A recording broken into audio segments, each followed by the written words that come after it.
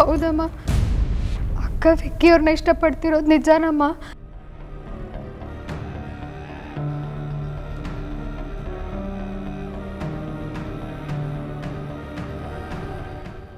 ಅವರಿಬ್ರು ತುಂಬ ಅಂದರೆ ತುಂಬ ಪ್ರೀತಿಸ್ತಿದಾರಮ್ಮ.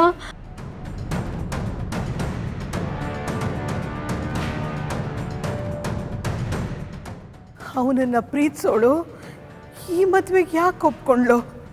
ನಿಮಗೆ ಮತ್ತೆ ಅಪ್ಪಂಗೆ ಬೇಜಾರಾಗುತ್ತೆ, ನೋವಾಗುತ್ತೆ ಅನ್ನೋ ಒಂದೇ ಒಂದು ಕಾರಣಕ್ಕೆ ಈ ಮದುವೆಗೆ ಒಪ್ಕೊಂಡ್ಲಮ್ಮ.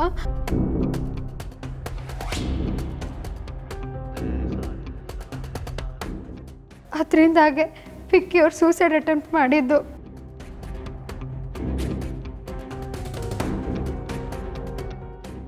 ನನಗೆ ಮತ್ತೆ ವೇದಾಂತಕ್ಕೆ ವಿಷಯ ಗೊತ್ತಾದಾಗ ಇಬ್ಬರೂ ಕಷ್ಟಪಟ್ಟು ಒಪ್ಪಿಸಿ ಮದುವೆ ಮಾಡ್ಸೋಣ ಅಂತ ತೀರ್ಮಾನ ಮಾಡಿದ್ವಮ್ಮ.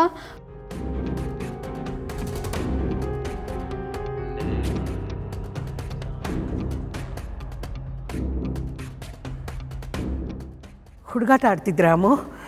ಒಂದು ಕಡೆ ಮದುವೆ ಗೊತ್ತಾದ್ಮೇಲೆ ನಮಗೆ ಗೊತ್ತಾಗ್ದಾಗೆ ನೀವೇ ಮದುವೆ ಮಾಡೋಕ್ಕೆ ಹೊರಟ್ಬಿಟ್ರಾ? ಅದು ಹಾಗಲ್ಲ ಅಮ್ಮ. ತುಂಬ ಸಲ ನಿಮಗೆ ವಿಷಯ ತಿಳಿಸೋಕೆ ಪ್ರಯತ್ನ ಪಟ್ವಿ.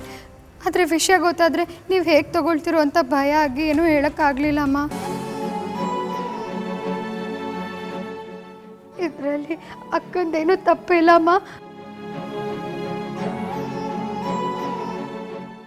ಪ್ರೀತಿ ಮಾಡಿದಾಳೆ ಅನ್ನೋದೊಂದು ಬಿಟ್ಟರೆ ಬಾಕಿದೆಲ್ಲ ನಾವೇ ಮಾಡಿರೋದಮ್ಮ. ಅಕ್ಕಂಗೇನು ಹೇಳ್ಬೇಡಮ್ಮ.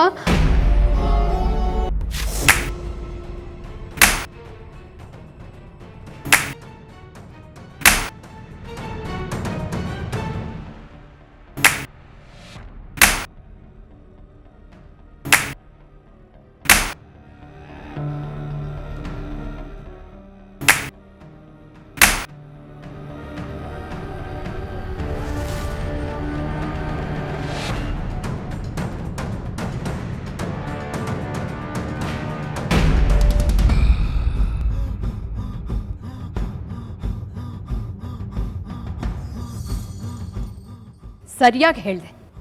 ನಿನ್ನ ಅಕ್ಕ ನನ್ನ ಮಗನ್ನ ಲವ್ ಮಾಡ್ತಿದ್ದೇನೆ ಅಂತ ಗೊತ್ತಿದ್ದು ನನ್ನ ಮೇಲೆ ಕೈ ಮಾಡಿದೆ ಅಲ್ಲ. ಅಮ್ಮ, ಅದಕ್ಕೂ ಇದು ಯಾರು ಯಾವುದನ್ನು ನನಗೆ ಕನ್ವಿನ್ಸ್ ಮಾಡೋ ಅವಶ್ಯಕತೆ ಇಲ್ಲ. ನನಗೆ ಎಲ್ಲ ವಿಷಯನೂ ಗೊತ್ತು.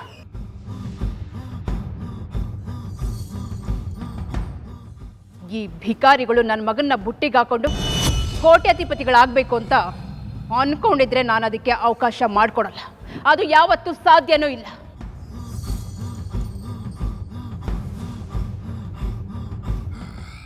ಸುಹಾಸಿನಿ,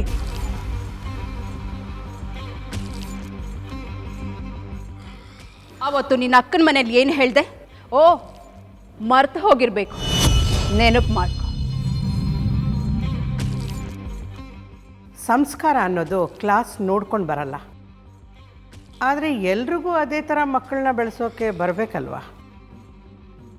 ಬೆಳೆಸೋದ್ರ ಮೇಲೆ ಬರುತ್ತೆ. ನನ್ನ ಮಕ್ಕಳು ನಾನು ಹಾಕಿರೋ ಗೆರೆನ ದಾಟಲ್ಲ. ನನ್ನ ಮಕ್ಕಳು ನಾನು ಹಾಕಿರೋ ಗೆರೆನ ದಾಟಲ್ಲ. ನಿನ್ನ ಮಕ್ಕಳು ನೇನು ಹಾಕಿದ ಗೆರೆನ ದಾಟಲ್ಲ ಅಂದೆ ಅಲ್ಲ? ನೀನು ಹಾಕಿದ ಗೆರೆ ಇನ್ನೂ ದೂರ ಇದೆಯಾ?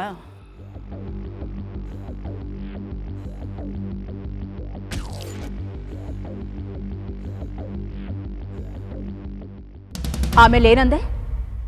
ಹಾಂ, ಸಂಸ್ಕಾರ. ಮಾತು ಉಪದೇಶ ಆಡಕ್ಕೆ ಚಂದನೆ ಹೊರತು ನಡ್ಕೊಳಕ್ಕಲ್ಲ.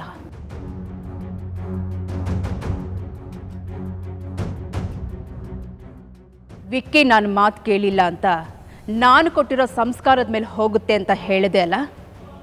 ಹಾಗಾದರೆ ನೀನು ಕೊಟ್ಟಿರೋ ಸಂಸ್ಕಾರ ಎಂಥದ್ದು?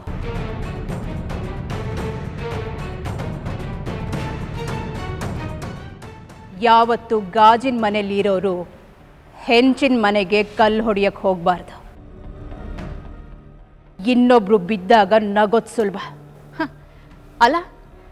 ನಿನ್ನ ಮಕ್ಕಳು ಗ್ಯಾಂಗ್ಗೆ ಹದಗೆಟ್ಟು ಹೋಗಿದೆ.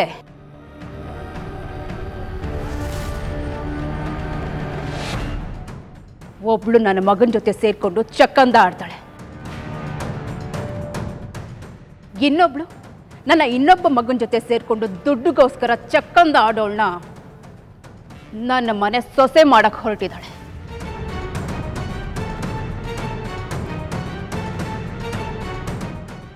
ಎಲ್ಲರೂ ಸೇರಿ ಚೆನ್ನಾಗಿ ಡ್ರಾಮಾ ಆಡ್ತೀರಾ. ನಿನ್ನ ಮನೆಗೆ ಬೊಗಳೆ ಸಂಸ್ಕಾರ ಅಂತ ಬೋರ್ಡ್ ಹಾಕೊಂಬಿಡ.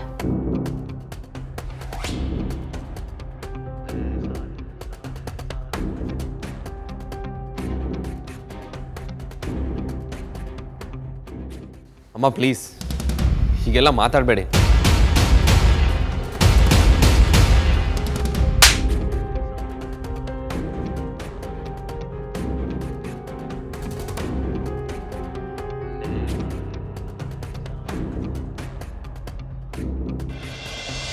ಅಮ್ಮ ಅನ್ನೋ ಪದಕ್ಕೆ ನಿನ್ನ ಮನಸ್ಸಲ್ಲಿ ನಿಜವಾಗ್ಲೂ ಬೆಲೆ ಇದೆ ಅನ್ನೋದಾದ್ರೆ ನೀನು ಈ ಹುಡುಗಿನ ಮದುವೆ ಆಗಲ್ಲ ಅಷ್ಟೇ.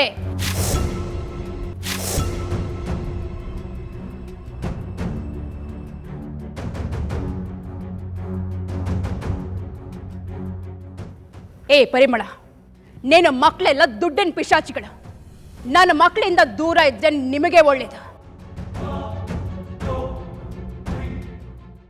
ಮಾತಾಡೋ ಅವಕಾಶ ಎಲ್ರಿಗೂ ಸಿಗುತ್ತೆ, ಆದರೆ ಕೊಟ್ಟಿದ್ದನ್ನು ಮುಟ್ಟು ನೋಡ್ಕೊಳ್ಳೋ ಥರ ವಾಪಸ್ ಕೊಡೋ ಚಾನ್ಸು ನನ್ನಂತೊಳಗೆ ಮಾತ್ರ ಸಿಗತ್ತೆ.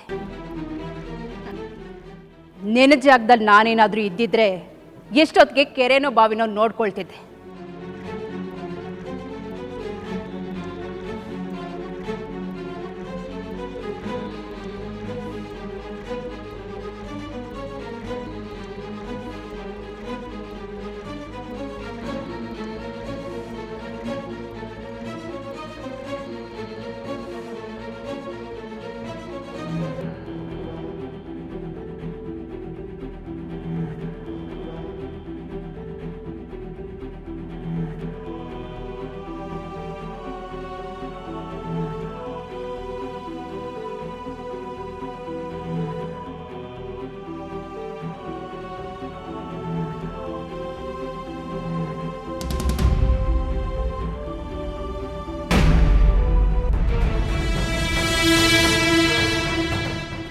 ಪುರಿ ಪುರಿ ಪುರಿ